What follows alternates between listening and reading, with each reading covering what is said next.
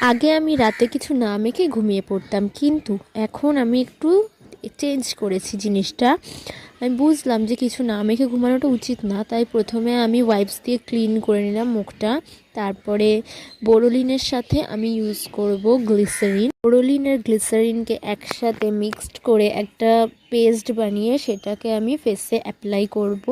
মানে আমি এই জিনিসটা ইউটিউবে দেখলাম, এটা নাকি ভীষণ কার্যকারী একটা জিনিস। তো নাকি স্কিন গ্লাস স্কিন হয়ে যায় বা অন্য অনেক কিছু, কোনো দামি প্রোডাক্ট ইউজ করতে হয় না।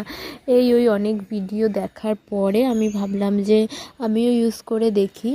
আমি ফার্স্টে বোরোলিন দিয়ে ইউজ করলাম, যদি সেরকম কিছু না হয় তাহলে আমি না হয় আমার ময়েশ্চারাইজার দিয়ে তারপরে গ্লিসারিন দিয়ে ইউজ করব। বাট দেখো মুখটা কি গ্লো করছে। তারপরে আমি ঠোঁটেও অ্যাপ্লাই করে নিলাম বোরোলিন, কারণ আমি সারা বছর না বোরোলিন অ্যাপ্লাই করি ঠোঁটে। যতই lip balm lip gloss use করি না কেন, আমার বোরোলিনটা ইউজ না করলে হয়ই না।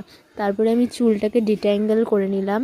তারপরে একটু হেয়ার ম্যাসাজ করছি, কারণ কালকে যেহেতু আমি শ্যাম্পু করবো, সো তেল দিয়ে ওই জন্য আমি আগে একটু ম্যাসাজ করে নিচ্ছি। চুলটা আমার হয়ে গেছে ভীষণ রাফ, কারণ আমি কিচ্ছু ইউজ করি না, খালি শ্যাম্পু করি, তেল দিই না, কন্ডিশনার দিই না, সেরাম দিই না, কোনো ডিআইওয়াই কোনো কিছু আমি ইউজ করি না। সো দেখো কি রাফ হয়ে গেছে চুলটা। তারপরে আমি বেনুনি করে নিলাম।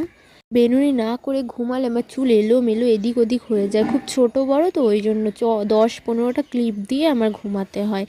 সো এই যে আমার চুল বাঁধা কমপ্লিট হলো, আর ওইটার রেজাল্ট কেমন হয় সেই বুঝে আমি তোমাদেরকে আরেকটা ভিডিও করে শেয়ার করব।